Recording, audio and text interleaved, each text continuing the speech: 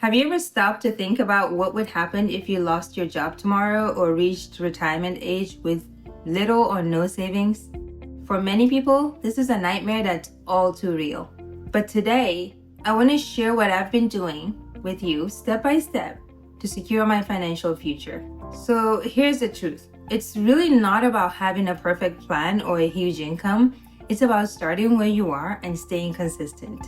You know, they say money can't buy happiness, right? But financial security, well, that brings peace of mind, freedom, and choices, quite honestly. It means no stressing over bills, having the freedom to say no to toxic jobs, and the ability to invest in experiences that matter to you, whether that's travel, education, or helping family. But most importantly, it means protecting yourself and those you love from unexpected crises. And if you don't take control now, you risk getting trapped in a cycle of debt, stress, and missed opportunities. So let's start with step number 1. Take control by eliminating debt. Debt is one of the biggest obstacles to building wealth. Think about it. Credit cards charge about 18 up to 30%. Payday loans with sky-high interest. Every dollar you spend on interest is a dollar that isn't working for you. I made a commitment to get serious about paying down all debts. I started by listing out every single debt that I had. Credit cards, student loans, car payments, and I created a plan to tackle them. One at a time. No need to stress about all of them.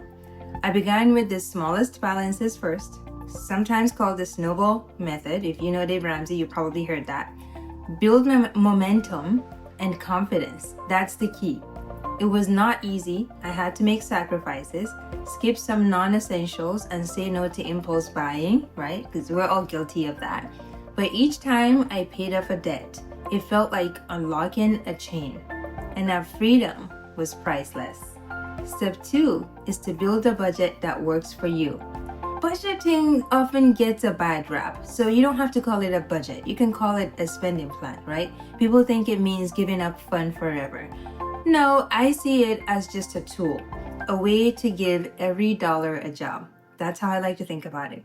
My husband and I, we create a spending plan, and it reflects my real life with wiggle room for treats, emergencies, and savings.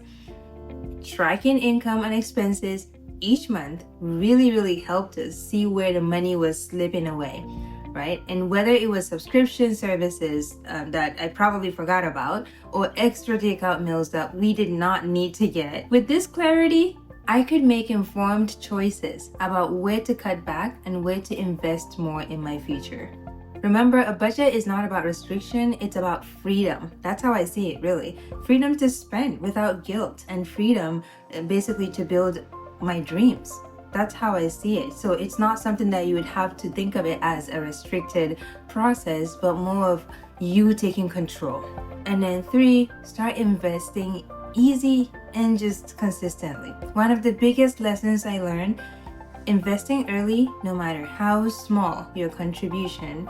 I wish I had started when I was much younger, 18 or even younger, because even small amounts of investments grow exponentially thanks to compound interest. So I already had a 401k through work and started contributing enough to get the full employer match and to max it out. That's free money when you have employer match. Don't leave it on the table. And then I also opened an IRA for me and my husband and even all of our kids, investing money into those IRAs and allowing it to grow over time. And then I set up taxable brokerage accounts for any extra fun investing outside of the retirement account that I feel like doing. The key is to use tax-advantaged accounts wherever possible because they help your money grow faster and save you taxes. Don't stress anything if you can only invest $20 or $50 a month. That's how I started. Consistency beats size every single time. Biggest secret is consistency over perfection, right? I've said it, I'm going to say it again. The biggest key to success is staying consistent when it comes to finances. It's not about hitting a home run once in a while. It's about showing up, putting in the work, and contributing regularly. Life is going to throw curveballs at you. It just happens. Unexpected bills, job changes, emergencies, sickness.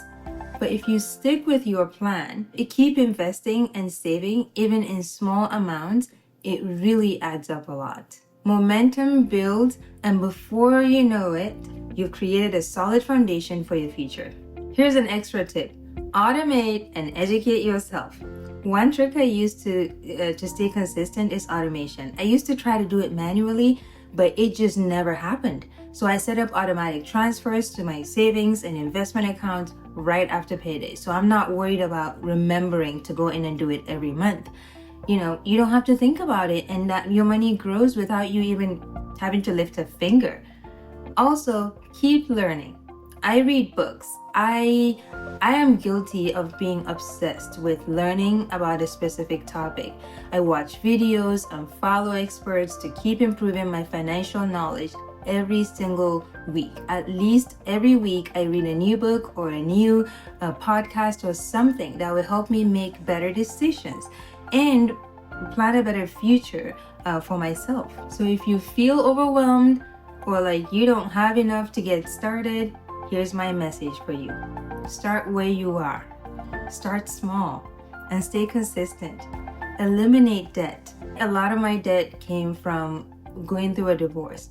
And of course, as we all do, you get that car and then you have to pay it off over time. But if you build a realistic budget and you stick to it, open those tax advantaged accounts and realize how much money you're leaving on the table by not investing, your future self will thank you for the habits that you're building today.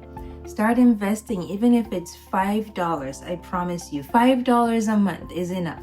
That's probably how much my kids invest. Well, they invest about $10 a month when they started. But let me know, what are your thoughts? What have you been doing to improve your financial future? What questions you have? Let me know in the comments, and other tips you may have. Leave for other people that watch this video. As usual, if you found this video helpful, please share it with a family or friend that you think would appreciate this. If you would like me to create more videos like this about finances and share some things I did, maybe dive deeper into stories that you may, relate with, let me know in the comments, and I'll keep that in mind for the next videos. Thank you, and I'll see you next time.